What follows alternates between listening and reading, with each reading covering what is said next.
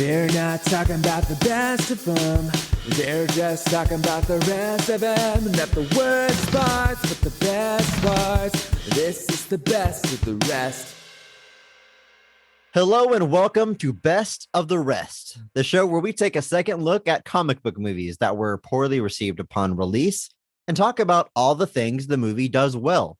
It is sometimes a challenge, but always a good time. And today we are talking the 1995 movie, Judge Dredd. I am joined, as always, by the comic curator himself, Andrew Williams. You ready for this one, Andrew? I am definitely ready to jump into this one. All right. So what's your history with this movie? Did you see it in theaters? How long ago did you see it? I have no knowledge of seeing it in theaters. I don't believe that I did, but I remember watching this in my formative years. So it must be something that my family revisited later. Yeah, I highly doubt I saw it in theaters. 1995. It's rated R. I was 8. Yeah, I'd be disappointed in my parents or proud of them if they took me to see this. I don't know. Yeah, it's really could go either way. It's interesting, but it's a movie I definitely remember watching in those formative years, though. So we must have saw it on TV or something. Definitely, I saw it a lot growing up. I think TNN, TNT, USA, one of those channels that runs the same movie on repeat. This is definitely one of them. So I guess the version I watched most of the time growing up was edited for TV, so it wasn't too graphic. Any naughty words were bleeped out or omitted. The excess violence or whatever was all kind of toned down. So yeah, but I definitely saw this movie a lot growing up. Yeah. Before watching it for this show, I probably hadn't seen it in 10 years, maybe longer. Oh yeah, 12 easily. years. Maybe caught like a clip of it on TV sometime, but like I've never sat down and watched it in at least a decade. I think the last time I watched it was with a group of friends. We would often rent movies from Hollywood Video that were intentionally not great or low budget, and we would just have a good time essentially marking the movie, which is not what we do on the show. You're dating us real hard there with the Hollywood Video reference. So. It was a good time. Those were the times. We do on this show. On this show, we talk about the things the movie does well, the high points, the positives. Most of the movies we talk about, there's plenty of conversations out there on the internet of people tearing them apart, and we want to be a beacon of positivity on the internet. Let's set the stage a little bit. This movie comes out June 30th, 1995, just 2 weeks after Batman Forever. We've talked a lot about how Batman rules the 90s as far as comic book adaptations. There was a few pulpy adaptations throughout, like The Shadow or The Phantom, and then Judge Dredd in 1995. On a budget of $85 million, so certainly not a small budget movie, brings in worldwide just $113 million, not quite a flop. I did take a note, only $35 million domestic. So really, it's other markets that kind of salvaged this movie financially, $79 million in other territories. So the world loves Sylvester Stallone, man. Rotten Tomatoes has just a 20% rating for this movie. So that qualifies as panned by critics. In my book, I think this might be, other than The Spirit, the lowest rated movie we've talked about so far. I think so. I think because everything else I think was in the 20s. But yeah, I don't remember. But yeah, this one its legacy is not exactly positive. It's another one that's almost kind of been memed to death in a lot of ways. There's a lot of like it's kind of in the movie that are joke.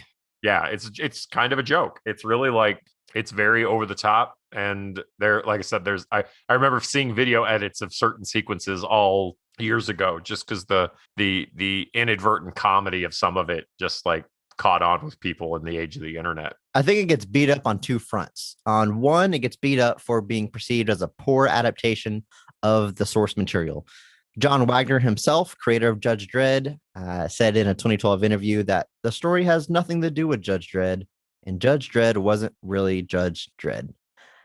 Talking about this movie and Sylvester Stallone's portrayal of the character. And the other way this movie gets beat up is just being brushed off as a cheesy 90s action flick. Just nothing to take seriously in any regards. The movie is directed by Danny Cannon. Before this, had only directed one movie, The Young Americans with Harvey Keitel. Can't say I've ever heard of it. Andrew, you familiar with that movie?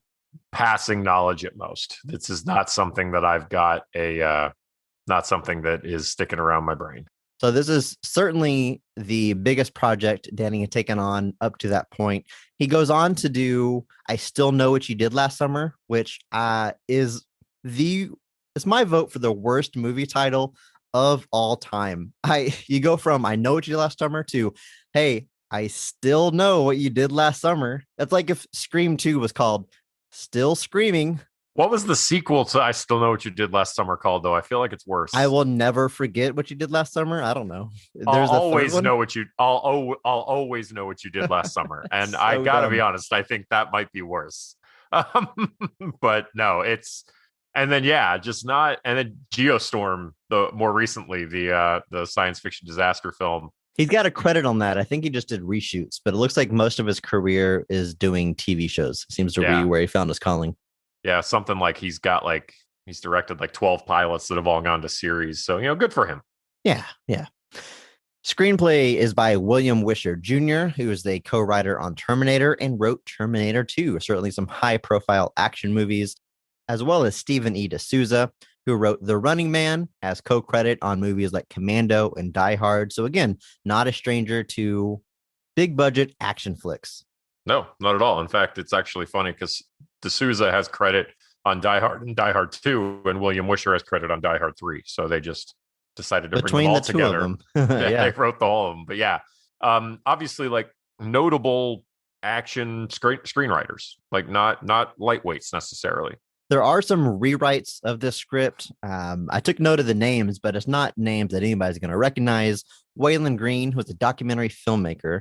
Renee Balser, who again is a TV director and writer. Shows like Law and Order, Star Trek: The Next Generation. He's uncredited for a rewrite on this movie and The Crow, as well as Michael Cherchuchin. Again, just TV credits, but all simply studio guys who are brought in to punch up the script. So it's a lot of hands in the cookie jar, if you will, that might explain some of the results that we got in this movie. Mm-hmm. I think early development apparently they tried to get Arnold Schwarzenegger for it, and a bevy of directors, Rennie Harlan, Richard Donner, Peter Hewitt, Richard Stanley, were all apparently approached, considered for this. So you're looking at a very, very, I wouldn't necessarily say tumultuous production, but just it took a lot to get the ball finally moving. And the story I had about Stephen E. D'Souza, actually, to double back to that real quick, is that my dad and he had a mutual friend in their formative years. And in his first, apparently, very, very low budget film that Stephen made with him and a bunch of his buds, my dad actually has a bit part in it. It's never been seen.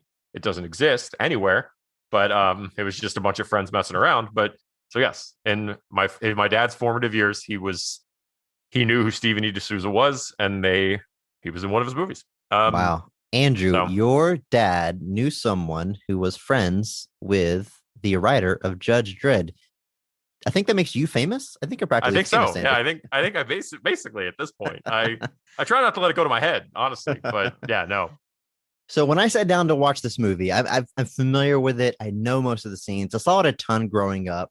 Yeah. But like I said, the last time I watched it was really for the purpose of looking for things to mock and make fun of. And that was some time ago. So I'm trying to watch it with this new attitude. We talk a lot about how this podcast, one of the reasons we do it is as a personal challenge to be more positive, to see the positive, to see the good things and put more positivity out there. Right. So I'm preparing myself and then I sit down and I watch this movie and it's kind of awesome. I had no problem enjoying myself with this movie. Full disclosure, I love 90s sci-fi action. This one, I'm not going to say it's maybe the best of the 90s. At the top, you got Terminator 2, and then I would go with Demolition Man, which has some DNA shared with this movie, as we know. Starship Troopers, I love Fifth Element, stuff like that. Fifth Element, absolutely. That is my jam. I'm not going to say this is the best of that genre, but it fits right in with those. And maybe this podcast is just starting to seep into my brain and I just love everything, but I had a great time watching this movie. Yeah. I think it definitely is in the mold of a lot of that. Like you can obviously see a lot, like this almost feels like just a slightly more not nihilistic, cynical take on something like Demolition Man. It's like, what if Demolition Man goes the other way? instead of everything kind of reaching a level of like peace. What if it all tanks? Yeah. So it's kind of like a polar opposite of that. But yeah, I mean, it's something that my mom loves this movie. Like if that really tells you guys anything, she's like, oh, Judge Dredd with Rob Schneider. She's like, that's great. I love Judge Dredd starring Rob Schneider. That's how most people know this movie, right? And like that's definitely like Rob Schneider's character is somebody who is, I gotta be honest, makes the most of his screen time. But Sure. But yeah, so this is a movie that I can't necessarily say I had as great an experience as you probably That's did. okay. But no, it's something that like I don't think is difficult to watch. I think we'll talk about this more in a bit. I think the biggest disconnect just comes down to the fact that it's called Judge Dredd. Sure, and I'm familiar with the character, of course. I'm familiar with the book. I have not read a ton of it. I've seen literally a single issue here or there. Whereas you, I mean, it's hard to find a comic book you haven't read, but Judge Dredd specifically, you seem to be pretty familiar with it, yeah? Yeah, I have like I'm only missing like 3 of the first 14 case files, which takes you from 1977 to 1990. So that's like it's a deep run. You have many leather-bound Judge Dredd books on your shelf. They smell of rich mahogany. It's amazing. But no, it's as a movie, like I think it's a fun time. Like I don't think it's a bad watch. I actually just ironically like a friend mentioned it to me yesterday about how he was like, that movie's not that bad, and I was like, it's like, is there just like a subsect of people who are just like closet 1995 Judge Dredd fans that don't want to admit it out loud? But there are dozens of us, Andrew. Dozens and dozens. Yeah. Let's talk about the people in this movie. Let's go through the cast. And as is tradition, we're going to start at the high point, at the best casting decision made in this movie. We want to award the Mark Strong Award to the actor or actress that single-handedly is raising the quality of this movie. They take the role that they are given and they go above and beyond to improve the film as a whole. If you have to highlight one person to give them the Mark Strong Award, who are you giving it to? I think I'm giving it to Armand Desante as Rico Dredd. I think he's the one to me that is just like really leaning into it. Like he's having a blast with this. Absolutely. He went home with a full stomach of scenery every day because he was chewing it all day long. Chewing it up. That dude, every single scene he is in, he is just making the most of it. Some of it doesn't make a whole lot of sense, but he's in. And he's way in. He's so dialed in. I'm not super familiar with the actor, so I was going through his filmography. I mean, the dude's been working since the 70s. I couldn't find anything pre-Judge Dredd that I could personally say I was familiar with.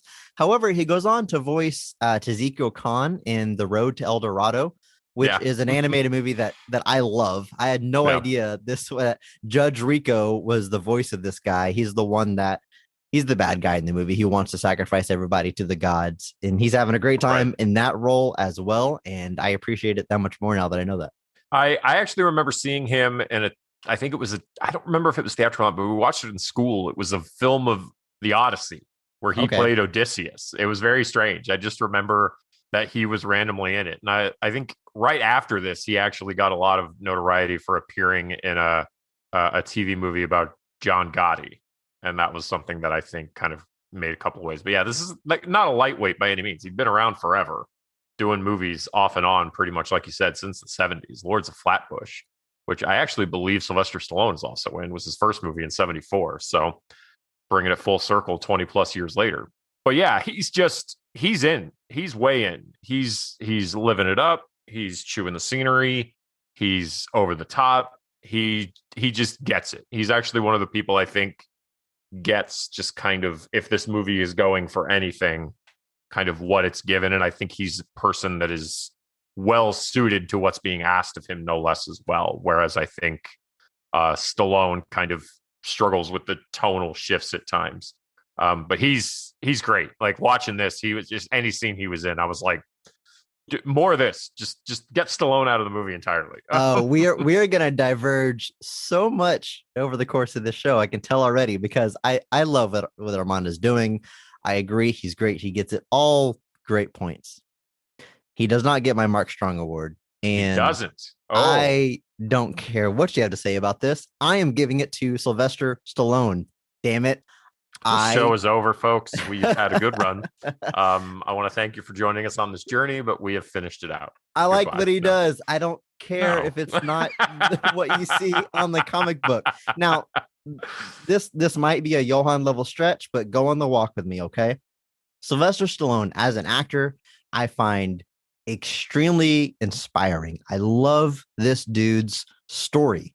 He had a dream of being an actor, and this is the guy that since birth has suffered from partial face paralysis.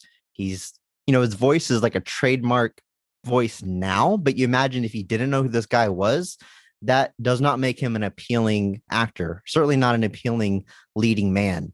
And you look at whenever he broke into the industry, he wasn't a conventionally attractive guy.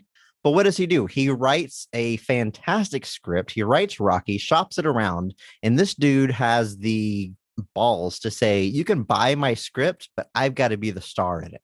Because of that, it gets an extremely low budget, but the movie goes on to be one of the greatest sports movies of all time. His character, Rocky Balboa, is my favorite movie character ever. As far as any character that originated in film, Rocky Balboa, number one. And from there, it just explodes. Before Judge Dredd, he has done 5 Rockies, 3 Rambos. In the 90s, he's heating up for the third leg of his career with Cliffhanger, Demolition Man, and then going into Judge Dredd.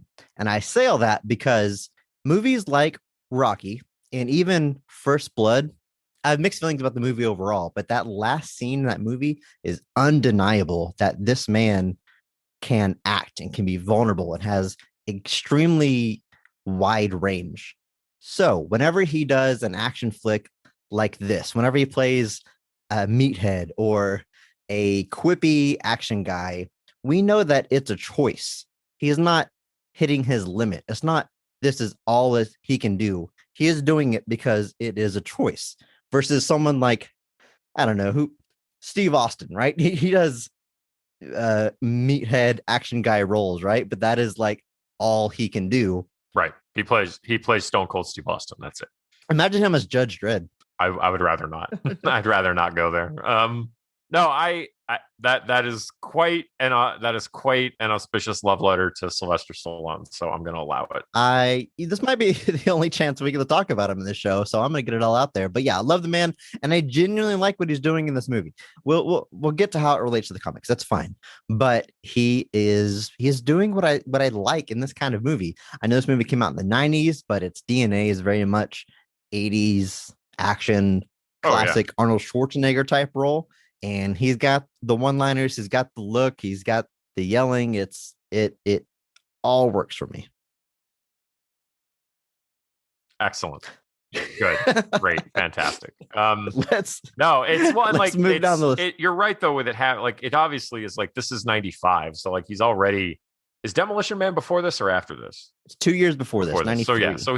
So we've already gotten into like the later stage of Stallone. And I think Stallone has more success in the 90s than I would say even Arnold does. I think Arnold starts to really fizzle out in the 90s, whereas Stallone still kind of thrives for a while. And then he comes back with the Expendables. I mean, the man he's got like 5 stages of his career. I would say he came back with Rocky Balboa, but sure. I mean, but even like you just talk about the Rocky franchise alone, the fact that it still exists in a form is a testament to what he built. And I mean, that we now still are getting movies focusing on Adonis Creed, but Stallone is still like, those don't exist without him. It's so to have that longevity in a franchise where generally speaking, more of the films are seen as good than bad. That's a rare thing. It's not easy to accomplish. I don't know of any other franchise where you follow a character basically in real time over the course of decades. It's like Boyhood. Well, yeah, because there's so many of them. Movies. Like obviously we've done the late stage sequels where actors return, but you're not seeing like them. A 30 years gap, like Tron Legacy or your Blade Runner 2049. It's like, it's been 30 years, so you're not watching that evolution. But with Rocky, you do get that, and that's one of the things that I think is understated about it. Is that people like as the movies go on, people are talking about how they lean into excess, but everybody did. It was the 80s. But no, I like I said, I don't necessarily share your enthusiasm, but no, like this movie obviously has, just based off the screenwriters alone, is obviously they're going for that 80s action bravado. They're going for that feel. They're going for that style. He delivers in spades. I think when you remove the Judge Dredd from it, which I think if you had literally called this anything else and used just a similar concept, I don't know if it would be viewed like as positively as something like Demolition Man, but I think you would have a much softer look at the film. People wouldn't necessarily be as hard on it because it's not trying to be something that it's not matching. But like I said, watching it now back for this, I had a good time with it. It was not as painful a watch as my brain was kind of building me up for. Obviously, I'm a huge fan of Carl Urban's Dredd. If people are looking for like comics accuracy, that's obviously something that gets much closer to it. And honestly, we've just talked about the two of them so far. There's a lot of big names in this cast. Like, this is an oddly kind of stacked cast. Yeah, I don't know if I'd go as far as say it's stacked, but there are some high profile actors in the movie for sure. We got Stallone, of course. Diane Lane as Judge Hershey, which Diane Lane is a very well-respected actress. Not like huge hits before this, but plenty of credits to her name. Lots of supporting roles. She's in things like The Outsiders and Rumblefish. She's in Chaplin a few years before this with Robert Downey Jr. Goes on in the 90s to do movies like Jack, Murder at 1600, which was a pretty big hit, and eventually ends up in Batman versus Superman, where I suspect we may talk about her again. Yeah, probably. Man of Steel, no less, too. Did you say Man of Steel?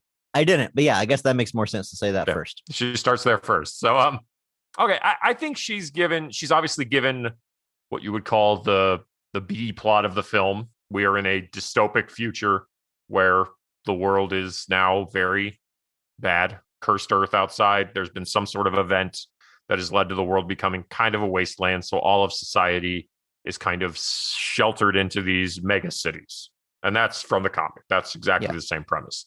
And because things are so unruly and things are so out of control, they basically implement, for lack of a better word, a fascist law force called the judges that are allowed to be judge, jury, and executioner on their own on the streets. Judge Dredd is one of the most notorious, notable, whichever word you want to use, judges, so much so that apparently everybody in the city knows who he is. But unbeknownst to him, he is being subject to a conspiracy which frames him for the murder of someone and has him expelled essentially and arrested and sentenced to life in prison.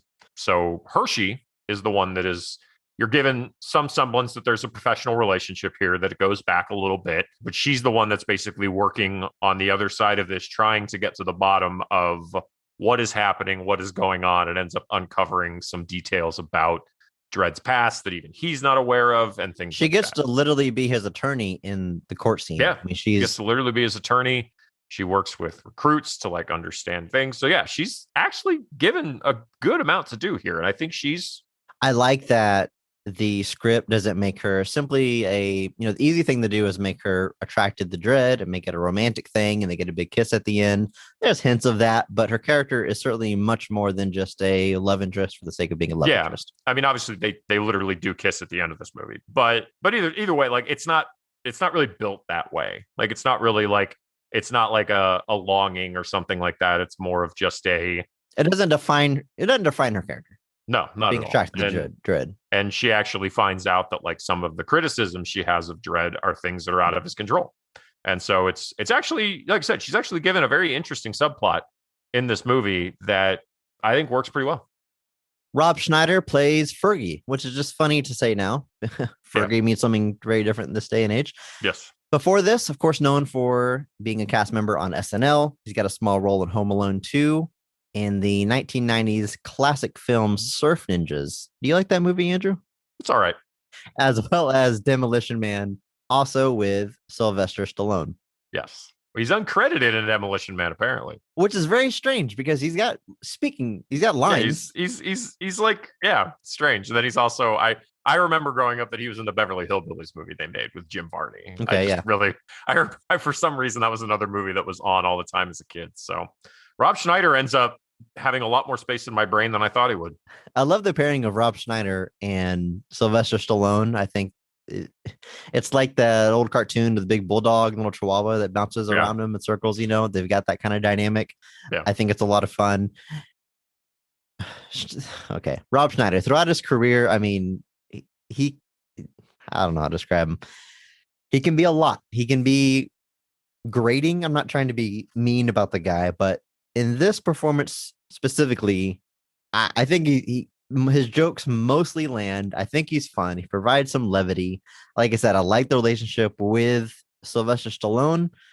I give the guy a thumbs up for his role here Yeah, in Judge Dredd. he's not as it's difficult to kind of dial in. I guess he's always just kind of like very over the top with whatever he's doing. Like he's either like super sniveling or like super like, for lack of a better word, kind of annoying. Just really at the end of the day. Like that's just kind of Rob Schneider's thing, is he plays annoying characters. But in this, he's actually like, he's a bit more dialed back. Obviously, he's still the comic relief, but it's not to the state of like annoyance. And he's actually important in some ways. Like he's got knowledge.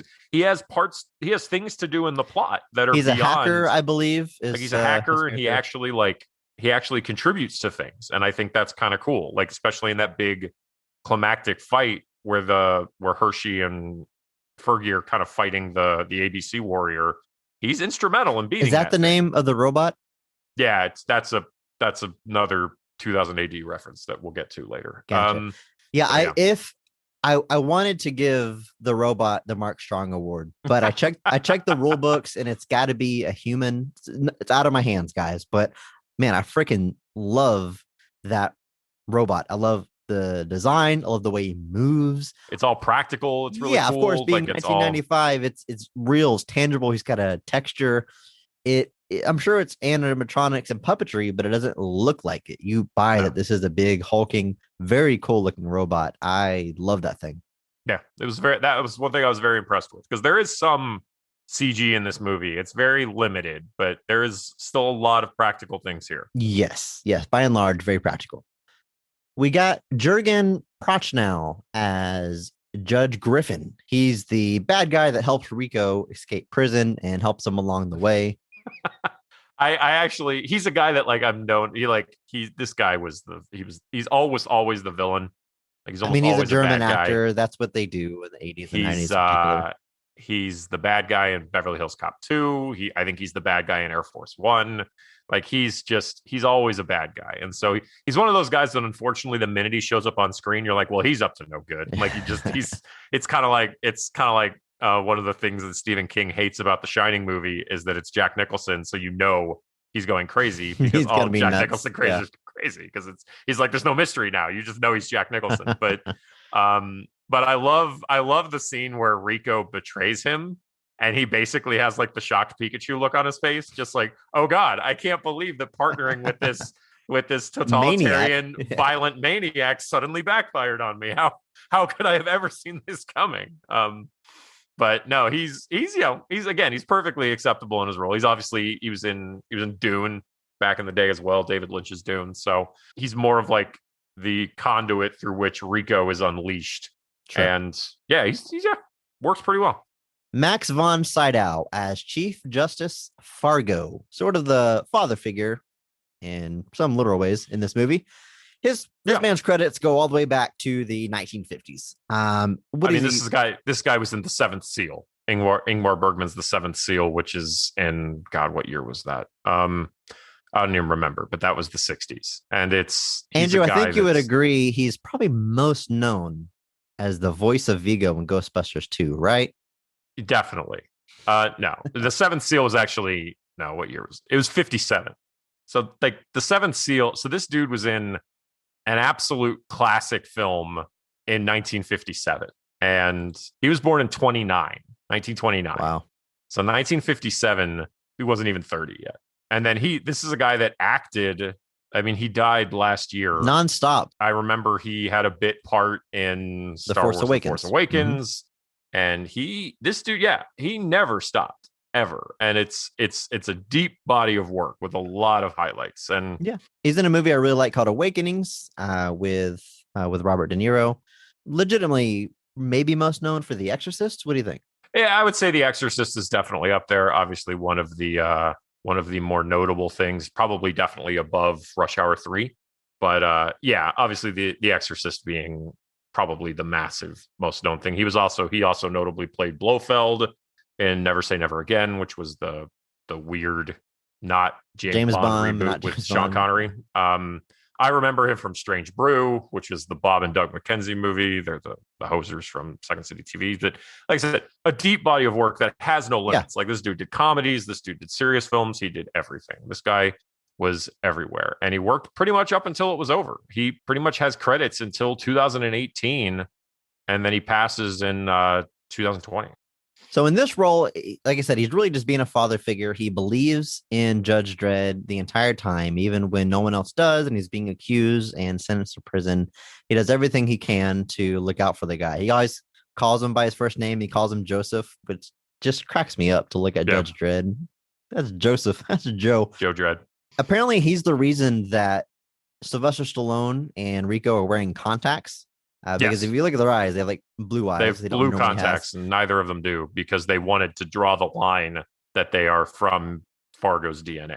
So they wanted to create some through line to it. And I guess the contacts in the 90s look a little wild, but like Stallone's eyes are really blue. There's just a really small detail. Like, how can we sell that there's shared DNA? I think eye color. Oh, okay, I guess. I mean, nobody's going to be like looking that closely, but hey, I'm not going to fault the movie for being overly. Yeah. Again, that's a small thing, but it's, you're putting in the work. You're trying to do something. And so he definitely comes off to me just like we've talked about castings like this before with like Tommy Lee Jones in First Avenger, or I can't even remember the more recent one we had. Oh, like Tim Robbins in Green Lantern, where we've just like notable actor with some gravitas come in to just kind of add some star power to the film, bit part, but important. And obviously Fargo gets caught up in this conspiracy by Judge Griffin, played by Jurgen, who basically is trying to almost stage a coup to get control of Mega City 1. So he frames Dredd, which forces Fargo to resign to stop Dredd from being killed, essentially. So Fargo takes the long walk, which in this film, basically all judges are essentially expected to take the long walk after retirement, which is where they are basically retire from the police force or the judges and are given a gun. And basically they are to deliver justice to those, or to uphold the law to the lawless, essentially. Basically go out into the cursed earth and kill people. I guess as a judge, you're allowed to be above the law, so it balances out by banishing at the end. That's kind of in the comics, that's more presented as an option, and some people do it simply because they're trying to like atone for the guilt that they have. Others are just allowed to become more administrative, and some just do straight retire. It's not impossible to just retire from being a judge in Mega City 1. It just not always the notable option. So yeah, I mean, and then he ends up saving Dredd's skin later from the Angel Gang, which are again from the comics. Now, that's the last two actors I have in my cast here. So speaking of chewing the scenery, I'm going to do these two guys together. You got Scott Wilson as Paw Angel and Christopher Adamson as Mean Machine Angel. And I put them together because they're doing the same thing. They're hamming it up. They're covered in makeup, especially in the case of Mean Machine Angel. As you mentioned, these are characters from the comics, and I really like this segment of the movie. And we talk about how much of this movie is practical, almost all of it. Mean Machine looks super cool. That is certainly something that has stuck with me my entire life. From seeing this movie as a kid, is he's kind of cyborg. He's got the big dial on his forehead that he can turn up, and it makes him in the comic angrier. It has numbers, and it makes him angrier, and it's a very specific thing. And obviously Scott Wilson, notably known now for being Herschel on The Walking Dead. But I knew I recognized him from something. But yeah, the Angel Gang is again straight from the comics, and they're cannibals, they're nasty, and Mean Machine he's mean. Story of Mean Machine is actually very sad. He basically is. I don't need to get into it now. The character is actually like a very tragic story, but the way they go with that, they put in the work. Obviously they don't die, and it's just the fact that they put Mean Machine Angel in this movie with his dial that like turns him up to increasing degrees of anger and violence. And they just don't even explain it. They just do it. And I appreciate that on a level of just like, I always like, because there's, you've obviously run into movies where they try too hard to explain everything. Yeah. This movie really does just kind of dump you into it outside like an opening narration voiced randomly by James Earl Jones, who has no role in the film. He says the word force. I just took note of it because it says like police force or something. Because like they got James Earl Jones to say force, and that's just in this movie. But yeah, he has no like. He's got no part in the movie. He doesn't show up as any like the chief judges. He just reads the opening narration, which I thought was just interesting. Why not? Yeah. So the opening narration starts the crawl, and I'm reading it, and then all of a sudden it starts reading it for me. I'm like, okay.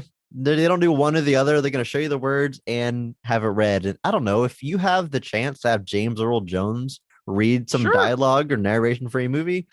Why not? Right? Yeah. I mean, like I said, you would have thought he would have shown up. Like I would have assumed, like, as I guess that he would have been one of like the chief justices. But yeah, he just the narration. Let's jump into this movie. This movie tells the story of Judge Dredd, who we established is a street judge. He gets to play judge, jury, and executioner. In this movie, he is framed by the evil Judge Rico and sent to prison. Judge Dredd must now escape prison, make his way back to the city, and stop Rico's evil plan. Andrew, what is your favorite scene of this movie? Throughout the course of this movie, where is it working the best, firing on all cylinders? I you touched on it earlier, but I think it's the Angel Gang scene, because the Angel Gang is like all over the top. They're chewing the scenery. Stallone just kind of gets to go unhinged, and just you get some real good action set pieces. You get some good scenery chewing, and yeah, I mean, I don't get me wrong. I gave my MVP to Armand Desante, but this scene just works on a lot of levels. Obviously, it ends with the Fargo Dredd reunion in the cursed earth, where Fargo ends up saving him, and kind of unveils the secret history of Dredd to Dredd. And so that scene to me is where we're firing on all cylinders. Like it's a lot of weird, cool stuff straight out of the comic, with the Angel Gang. Mean Machine himself is a highlight. Just the work they put in, the prosthetics, all of that is just extremely well done. Like you said, still sticks with you. I agree. I've got the exact same scene written down. So this is whenever Dredd is being transported to prison. He is shot down by the Angel Gang. Dredd and Fergie are the only survivors of that crash. They're being held prisoner. They break out. They have a fight with the Angel Gang, take them down. And it's fantastic. It combined everything I love about this movie. You've got very cool, practical sets. You've got very cool makeup on the Angel Gang, especially Mean Machine himself. It's over the top. It's comic booky. It's great 90s action. It's all of it. And as you mentioned, there's important story stuff here as well, with his reunion with Fargo. His reunion with Chief Justice Fargo, who's got a lot of exposition. Fargo gets killed by Mean Machine. You got a nice little emotional punch there. I think this movie is rated R, which is crazy. We got to talk about how crazy that is. But I'm trying to think of why there's not like a bunch of F-bombs and stuff. The Angel family are cannibals, and you've got a quick shot of a human body being roasted over a fire. Yeah. Might be the most graphic thing in this movie. I think that might play into it. But man, how crazy is it that 1995 is an R-rated comic book adaptation? This has to be the first R-rated comic book movie, right?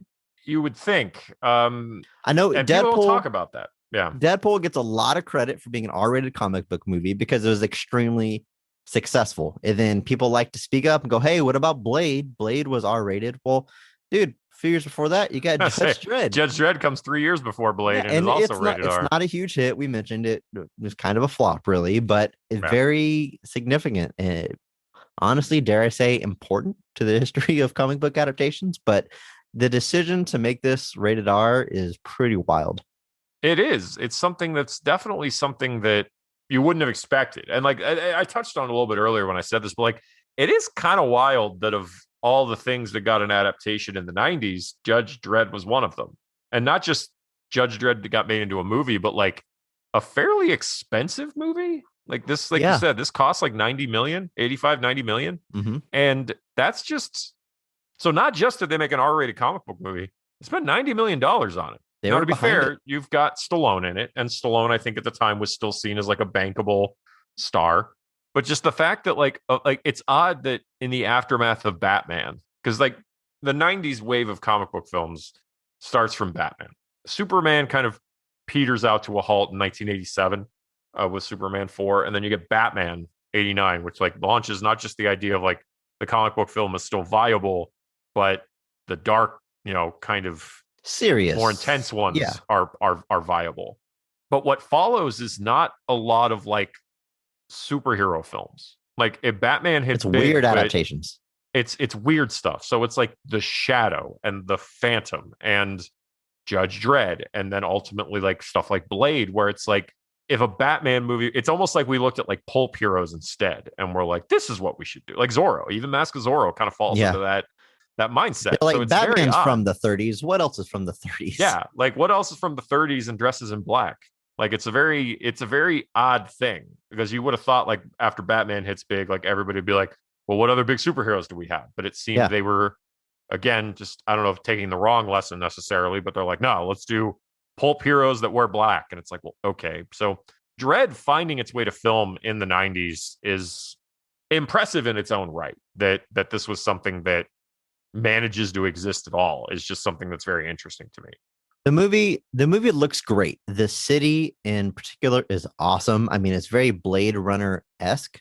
It might sound crazy to say it looks as good as Blade Runner. I think it comes close.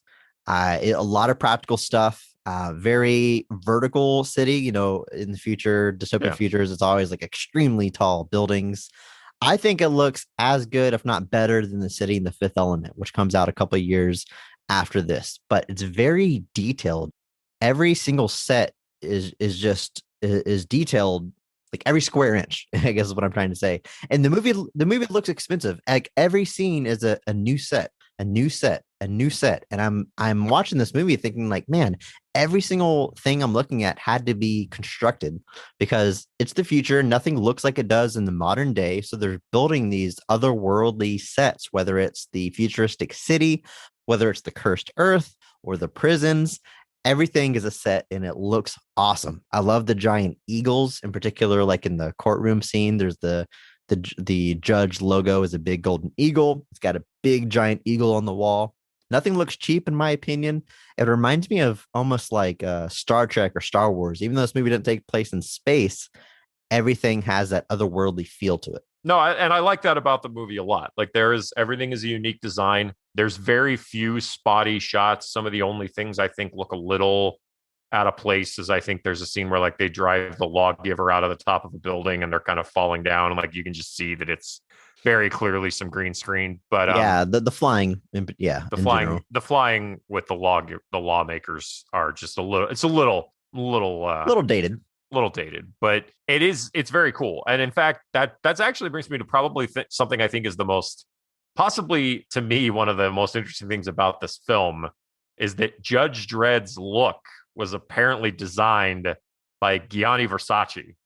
Which the opening credits tell us that. Like they're very proud of it. Like they're very proud of the film. I mean, because he's, he was again he was a massive fashion designer. Yeah. Like he's a huge name.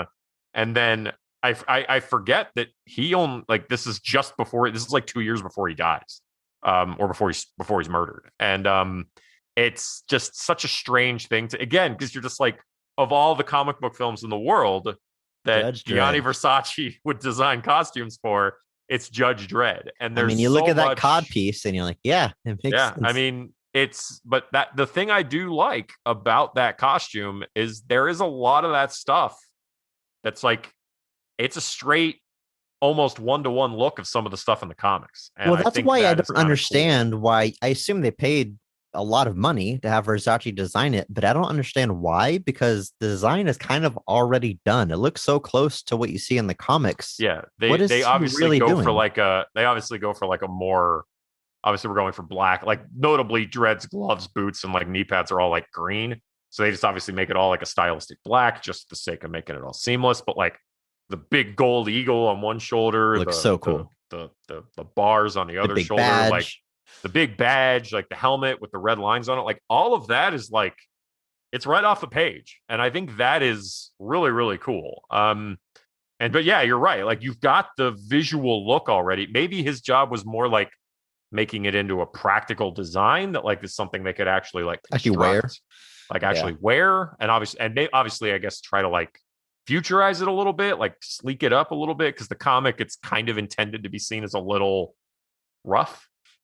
Just kind of like, because in the comic, these guys, they're on the streets in the scum all the time. So like the uniforms are kind of not as pristine as they are portrayed in the film. So it's just, again, it's something that, like, I read that, I knew that ahead of time, but like even just revisiting it now, I'm just like, man, what an odd thing. Like, just what a hell of a thing. You mentioned the lawmaker. That's the motorcycle, right? The lawmaker, yeah. The lawmaker. Guns. Yeah, the lawgiver is the gun. Yes. I love those names. It's so silly. You can't just call it a gun or a judge's gun. Be a lawgiver. Lawgiver. And it's voice controlled. You can change the ammo by the judge's voice in the beginning. One of my favorite ones. He says double whammy. And it shoots two bullets, takes down two guys. Yeah. Super cool, super fun, super comic booky. I love that stuff. Yeah. And I think like that's stuff that like now is not so ridiculous to think of, that you would have something that's like coded to a specific person. So yeah, it's a lot of that stuff really is like right off the page. Just the idea that like their guns are super versatile, the motorcycles, the armor, the looks, a lot of that is pretty close. It's actually, and then not just that, but the film itself is just filled, like the ABC Warrior is basically a version of Hammerstein from the ABC Warriors, which was a separate 2000 AD thing. So that's another reference. Bringing in like a whole universe thing. Like obviously the Angel Gang is another big thing. Obviously we're seeing mentions of other judges like Judge Hershey, Judge Fargo. You've got even others like Judge Magruder and Judge Silver that are all characters with their own histories. So somebody did go through and looked up names and saw that they were people. And so, yeah, there's a lot of links and stuff here that's just really cool. Like, obviously, when they show the map, like there's the Texas city, that's a different mega city. And then there's other stuff. And so it's really very, in one way, it's very impressive, the amount of detail and references that get bring in, which makes it all the more interesting at some of the stuff that just kind of falls by the wayside. We talked about how, 80s action flick is a big inspiration for this movie, and just got no shortage of quips. I love the one in the very beginning when he's sentencing those guys, and the guy's like, "Let me guess, you're gonna give me life?" And he says, "Death." Shoots him, and then poses and says, "Court adjourned." I love that stuff. Up, like, I eat that stuff up like every time. Just like when anytime, like, it's like, how do you plead? Not guilty. I knew you'd say that. They try like so hard to make that a thing, right? They do. He says it like 80 times, and then like that. Hershey jokes about it, just like, and mocks say that. Yeah. So it's like there's a lot of attempts at one-liners, and obviously Dredd saying something like "I am the law," like that's from the comic too. Like Dredd just screaming that out. Very black and white character. I mean, that's kind of his arc in this movie, is that he's black and white, some would say, to a fault. In the beginning, he arrests Fergie just for kind of associating with bad guys. He's like, I had no choice. What do I? And he's like, you could have jumped out the window. He's like, that would have been suicide. He's like, but it would have been legal. It would have been legal. Like Fergie basically hacks a robot to hide from these people that are having a block war. And Dredd's like, hacking a machine is like 6 months, but because you just got out of prison, it's 5 years. And like, it's it's over the top, it's unnecessary, and Hershey even says so. She's like, he could have been telling the truth, and Dredd was just like, they all, I forget what he says exactly, but just some kind of rebuttal of just like, they all think they're telling the truth or something. Yeah. But like that is, and obviously you're given a little bit of hints later when the justice system fails Dredd that maybe there are flaws in the system. And, because he's like, the law doesn't make mistakes. And Fergie says, well, then how do you explain what happened to you? Yeah, because exactly. They're on a prison ship when that happens.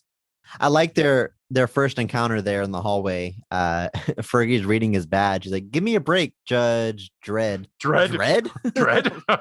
That's what I mean. Like, he's somebody that like has a notoriety, like a notoriety around this city of like, people know who he is. And they're like, oh God. Like, it's Judge Dredd, terrifying. I like their friendship. They spend a lot of screen time together.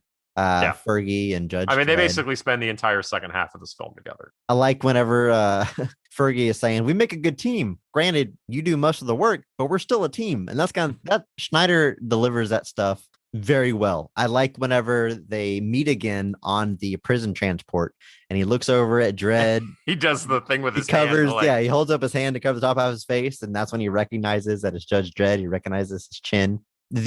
It goes a little far in this one scene whenever they break back into the city. Judge Dredd needs a uniform. So Fergie distracts a judge. Dredd knocks him out. Yeah. And Dredd starts undressing him to steal his uniform. And Fergie is like, "Why are you taking off his clothes? We don't have time for this." And Dredd just it's a looks at dumb him, line. just It like, doesn't yeah. land. It's bad. No. But I do like Stallone's reaction. The movie just takes 5 seconds for Stallone to slowly look up at him like, "You're an idiot." What the hell? Yeah. No, like the one line that I do remember as a kid all the way through is like where they're trying to get back into the city, and Schneider, they're standing outside, and Rob Schneider's like, "How are we supposed to get back in? We can't just knock on the door and go, 'Hello, Cursed Earth Pizza.'" It's just such a 90s thing, isn't it? Yeah, like just the notion of there being like of making a pizza delivery joke in the far future. I'm just like, just one of those things where I'm like, this is obviously a reference from the time the movie was made that has no regard for the time the movie is supposed to take place in. But it still got a chuckle out of me this time. I was just like, My favorite scene from your Mark Strong Award winner, Judge Rico, is whenever he's breaking out and he asks the guy, "What is the meaning of life?" It ends. And then he shoots him in the throat, which that alone is cool. But there is a practical reason for it because all the security is voice activated. Now that he's been shot in the throat, his voice does not sound the same. He can't talk. And that dude gets shot up. Genius. I love whenever you look at whether it's future technology or specific superhero powers, things that don't exist in the real world. And then screenwriters think of ways of how it can be used or abused or misused, or they think of clever ways to use it. I'm a sucker for that stuff. I think it's genius. Oh yeah. And I think that's actually like a really cool scene. And I like, they never really explain it, but there are judges dressed different ways. They never really expand on it because like the guards at the prison, I guess the prison judges all dress with the white uniforms you see. Yeah. But even within the judge department, like Dredd has the eagle on his shoulder, but Hershey doesn't, and others don't. So like Hershey isn't quite a rookie, but she's fairly new, I think, is what they're implying. It's interesting to me that like even the uniforms themselves imply the different jobs, the different positions, and even the rank, versus doing like straight badges or something. Like, you know, it's like how do you know you're a tenured judge? You get a giant eagle on your shoulder. That's how you know. So it's cool stuff like that, where again, just a little thing where we're going to try to differentiate, make it a little bit different. I think it looks cool. Like these uniforms definitely do look cool. Like I can't deny that. They look very like there are drawings of Judge Dredd that clearly this movie looks like it's really aping from. And I think that's a good thing. Obviously there's a lot there to like. This design for Judge Dredd is a little, I mean, if you're talking practicality, it's not in the sense that like Wonder Woman fighting in a swimsuit isn't practical, but in the sense that like, how do you move while you wear this? Like, but no, stuff like that is just, I'm always going to be a sucker for a comics accurate costume. Yeah. And that's not to say that the costume in Dredd with Carl Urban, I think is bad, but it definitely goes for a more functional, practically styled version of it. With the same helmet though. The helmet is pretty much identical, but yeah, I always like if you're going to put in the work and do this, I'll always appreciate that. I always will. Speaking of smart screenwriting, what do you think about there's a plot point where they have to analyze a photo and Diane Lane takes it to an expert and he's like, this photo is edited, and he uses the term CGI, which I know existed in 1995, but it's before like the age of Photoshop and photo manipulation. Right. And I was trying to put myself like in 1995, and that definitely feels like ahead of its time. It doesn't feel dated now. It still fits in with now that we are in the future. Right. It fits in terminology wise. I thought that was pretty cool, pretty smart. Nice little touch. Yeah. Let's talk about that final climax, which apparently takes place inside the Statue of Liberty. Supposedly, yes. Which I don't think is revealed till like the very end of it. It's really break not. Out his head, but basically the climax of the film, building off of now that Rico has been unleashed, essentially the chief justices all get killed. A lot of judges, like over 100 judges are killed. So basically the entire high court of this judge system is killed because Griffin basically staged a coup with Rico. And the plan, Griffin's solution to the crime problem in Mega City 1 is to basically harsher punishment on lower level crimes. He believes that's the solution. But the problem is that they don't have the manpower to really do that. So he is trying to get them to reinstitute the Janus Project, which was a genetic engineering experiment designed to create the perfect judge, which we eventually find out is where Rico and Dredd came from, which is why they find out that Dredd's picture with his parents is fake. And so Griffin, through some manipulation and some straight up betrayal, unlocks the project so that they can reinstitute it, ends up killing all the judges that stand in his way. And then ultimately, Rico hijacks that project, makes himself the DNA subject of all the clones, and then kills Griffin as well. So at the height of this, we've essentially got Rico about to create an army of clones of himself to assumedly take over Mega City 1. So he's got these evil clones, and they rapidly grow, because he talks about we can't. They said they could do it in like 8 hours. Yeah, they said they can age them up in 8 hours. And so I think the clones look pretty cool. I'm disappointed we don't have a big clone fight, but it's like they have the body of a tyrant from Resident Evil, if you ever played the games, and then the head of like Zordon from the Power Rangers movie whenever he's out of his tube. That's exactly what it reminded me of, just like a wrinkly white face. But they look cool. You get a little bit of a clone fight. They kind of get taken out like right away. Because Rico sees everything falling apart, so he hatches the clones early when they're only like 60% done. So obviously they're not finished, but he needs some backup, and so they don't put up much of a fight because they're not. They didn't finish baking. Yeah, the center is just going to collapse too soon. But Dredd and Rico finally face off 101 in the head of the Statue of Liberty. Movies love using the Statue of Liberty, right? X-Men 1 does it. X-Men, yeah. It's Ghostbusters 2. Hollywood gets obsessed with these things. Like Alcatraz comes up a lot. X-Men 3 uses Alcatraz. Like they always want to like reuse these landmarks for action set pieces. I guess it looks cool. I don't know. But they're fighting in the head. He throws Rico to his death. He has a quippy, one-liner. And that's essentially the end of our movie. Dredd has a very small arc, right? He's very black and white to a fault in the beginning. In the end, he still decides to be a street judge. He wants to do the same job. You get the feeling that he's still going to be as much of a hard ass as ever, but maybe just a little bit more understanding because of his experiences. A little bit more empathetic. Now, Dredd's struggle with the system is something the comics have leaned into before, notably before one of the epics they did, Necropolis, is preceded by a story where Dredd, disillusioned with the system, retires and takes the long walk, which essentially leaves Mega City 1 vulnerable to the villains of Necropolis, which are the Dark Judges and the Sisters of Death. So he, of course, has to come back, and that actually makes Dredd one of the only judges to have taken the long walk in the comic to come back from it. Typically, when you take the long walk, you're gone, you're not allowed back, but they considered saving the entire city from the clutches of supernatural forces. Make an exception for him. We'll make an exception for it. So the comics lean a lot into that struggle with it. And the comics obviously sometimes even become just like a satire of law and order politics, because the thing about Dredd, and the movie kind of glosses over this, is like this is a fascist system. It's not good. Yeah. Like it's not good. Like Dredd is able to like kill people in the streets for just on his own decisions. Now, to be fair, he's doing that based off of the law as it is written.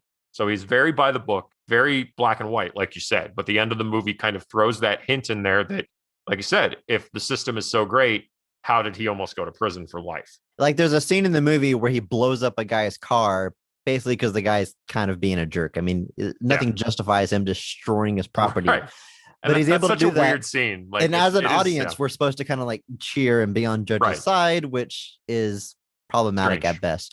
Let me read this quick quote from Stallone about this movie that he gave in an interview in 2008. And then I'm going to talk to you about how this movie functions as an adaptation.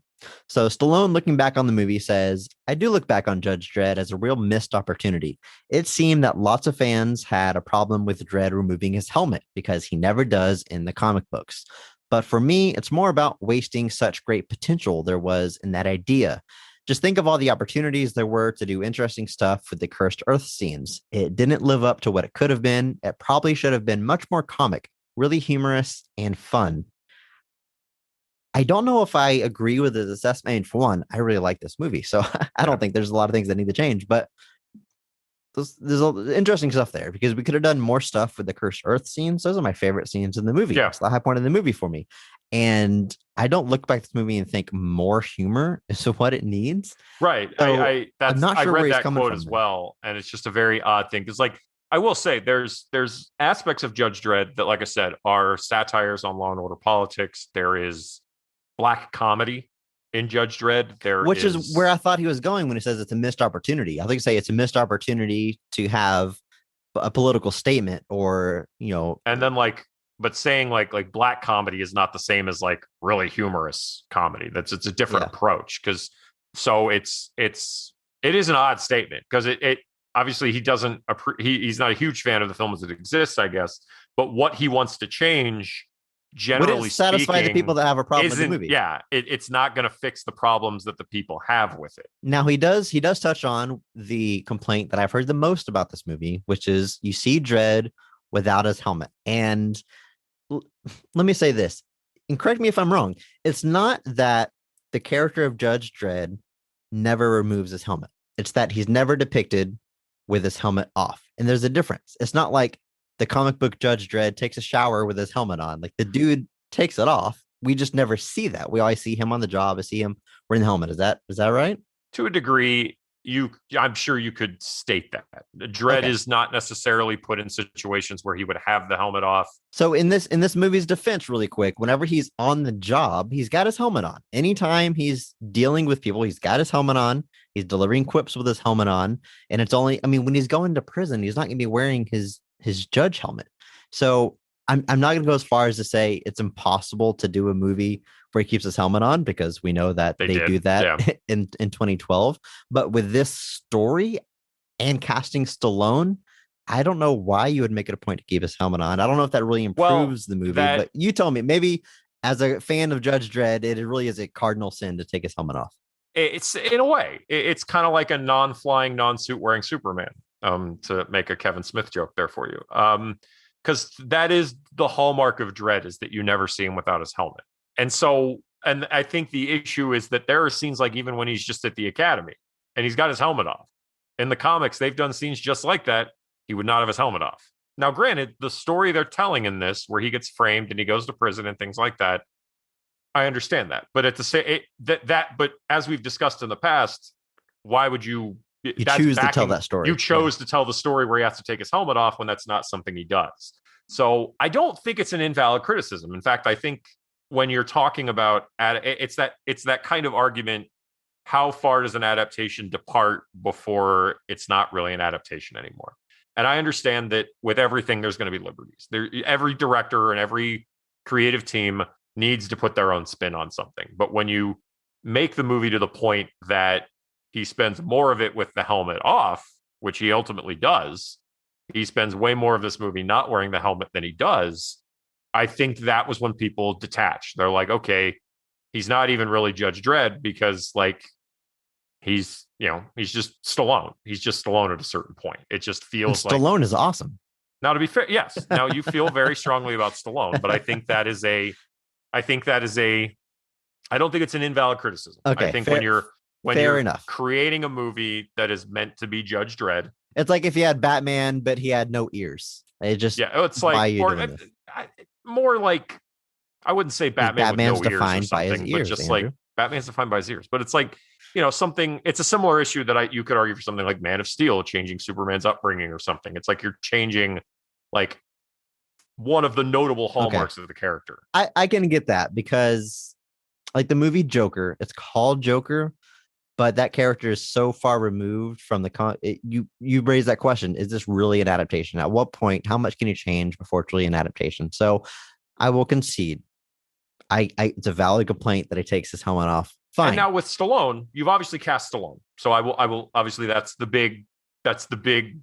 You want to see its face, but if you just see the man's chin and his lip and his voice, you're gonna know that Stallone. You're still getting the best parts of Stallone. Yeah. You're getting the lower chin, you're getting the lower half of his face, his voice, and like all that. I'm like, you're getting the best of Stallone. So it's something that literally when Dredd was made in 2012, they were like contractually obligated for him to keep his helmet on the whole time. So it's something that I think obviously it's that same thing. It's like you backed yourselves into a corner of casting a bankable star with a face you want to see and a role with a guy that you're not supposed to see the face of. So going into the rewatching this movie, I knew its reputation, its criticism for not being faithful to the comic and the helmet and everything. And so again, I was trying to wrap my head around like how this even came to be. We got a Judge Dredd adaptation in 1995. And I was thinking, well, did they just buy a property, slap a name on it, and then they pretend like this isn't a comic book adaptation? But the movie, it literally opens with Judge Dredd comic book covers, which is so cool. And it is. It's very cool. On Green Lantern episode, I talked about how the post-credit scene is so cool because it's essentially a commercial for comic books, and you rarely see comic book movies embrace their source material, which drives me nuts. But this movie opens with just a montage of classic Dredd covers, and then it's got even the logo is like straight from the comic book. Which is super cool. So let me ask you this, Andrew. Let's put the helmet thing aside. I get it. Okay. But this movie isn't ashamed of being a comic book movie. It's rated R, so we can depict some of the graphic, violent stuff the comic book is known for. It uses a comic accurate costume. Names like the Lawgiver and Lawmaker are embraced. Where's the big departure? I think the nature of the story being told, the way they choose to do it, and the tone. I think it really comes down to it's a variety of things. Obviously, I think Stallone's performance, while you were a huge fan of it, is something that people did struggle with because there is an attempt to humanize Dredd, which is another thing the comics don't really do. But I think that tone, this is really presented as like you're never really given the notion, like there's a little bit of a hint by the reporter that there's a little bit more to the judges than we realize, but overall, they're not really portrayed as like in a negative light, which the comic often does look into. I think I'm starting to understand. So these characters are problematic at best and bad guys at worst, and the movie makes them action heroes that you should cheer for. And there are straight Judge Dredd stories where he's the villain. Okay. You've basically taken a lot of the set pieces that are very cool, like don't get me wrong, and you've basically just kind of attached them to what ultimately is just a Stallone action film. And I think that's where the disconnect is. So this movie is just a Stallone action flick, and it's awesome. I'm not discrediting anybody that has problems with it because of the departure from the comic. I get that, but there's other things to like about this movie. And if you allow yourself to do it, I mean, I think I made it pretty clear. I really liked it. I think there's a lot of like cool things to see. Like, obviously, this is somebody that kind of does believe some of those criticisms. But this movie is essentially a Stallone action vehicle. And again, not telling people to expect lesser or whatever, but when you approach it from being a Stallone film, that's what it is. And it's effective in that regard. As much as it does depart from the comics, there's other aspects that are there's a lot of nods, there's a lot of hints. Obviously the ABC Warrior is one of them. The Angel Gang is another big involved thing. Obviously the look of the judges going in there, even the motorcycles and stuff like that is all pulling from those comic origins. So they put in the work. There's got to be a fan edit of this film where they put the helmet on Stallone throughout the whole movie. In this day and age, somebody can do that. I would love to see him on the prison ship still wearing the judge helmet for some reason. That's got to exist. I'm going to go look for it now. I mean, that's an 11 out of 10 movie right there. That solves everything, right? Right. Yeah. That's the only issue whatsoever. Well, no, and it is interesting. And it is something that I think is an interesting kind of look at the idea of like, how far does it go before it's something else? And like you said, if you had even just called this movie like The Judges and had Stallone not be Judge Dredd specifically, even that probably would have been a lot more well received, just having it be in that world versus him specifically. But nobody cares about the rest of the judges. It's about Judge Dredd. He's the character. It'd be like making a Joker movie without Batman. Who would say that? Who would do that? It would certainly not make $1 billion. That's for sure. But no, like I said, I had fun watching it, and I have like, I don't know if I'll call them fond memories, but obviously I remember watching this movie growing up. Some nostalgia in there. I miss these sets. I miss when a city look like this. There's some matte paintings and forced perspective stuff and miniatures, and it all just feels so real and tactile. I watched, Mystery Men a few weeks ago, and it's the same thing. And the city is not even that important to that story, but they build this huge superhero comic book city, and it's just gorgeous. And it's like you said, you obviously get some Blade Runner vibes there. Obviously, this is like 13 years after Blade Runner, so you would certainly hope the technology is a little bit updated at that point. But there's cool stuff to like here, if only from a design perspective, just from the work that was put in, the effects, the score. Actually, I haven't mentioned that, but the score by Alan Silvestri is great. Like that final scene where he drives out like onto a ledge for some reason, like the final. It's like the image Batman of the movie. shot. Yeah, it's like he literally.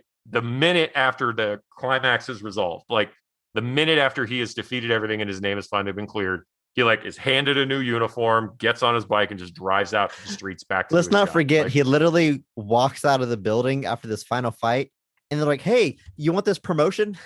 Like, oh yeah, they offer him a shower, dude. They offer him, because the whole High Council of Judges or whatever, all the chief justices are dead. They offer Dredd the position of chief justice. Hey, you have a pulse. Do you want to take over? Well, I'm guessing at that point he's one of the more senior members, but at that point, like, so Dredd basically is like, no, I am a street judge. Yeah, that final shot though, where he drives out over the city, it's Batman 89 looking over Gotham, or Batman Returns with Catwoman. It's that hero shot in the movie that with blaring Alan Silvestri score. And like Alan Silvestri, obviously he's done Back to the Future, he did all the Avengers movies, he's no lightweight. He's got some really great scores, and he brings it here. And he's like the third person that was brought in to score this movie too. Like they had like a bunch of different people. Like one point it was going to be David Arnold, and that was going to be Jerry Goldsmith.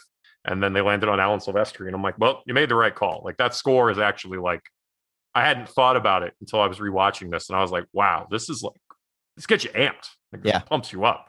I want to go drive around on a motorcycle and shoot people now. Wait, no. That's not right. But wrong message. But no, I think there is a lot to like here. As an adaptation, it could have done a lot better, but I think if you're viewing the movie, Stallone action 90s sci-fi movie, he's certainly made much worse movies. He's obviously done worse, but yeah, I think there's a lot to like here if you're willing to kind of enjoy the ride. Yeah, I think that does it for us. It's a good time. I think we can both at the very least agree on that. Varying levels of a good time. Because remember, maybe not every movie is great, but all movies have greatness. Thank you to Mark Benavides for singing our theme song. Follow the man on Instagram at NotThatMarkAnthony. If you enjoyed this episode, please share it with a friend. We certainly appreciate that. And follow us on Twitter at BOTRcast. Thank you.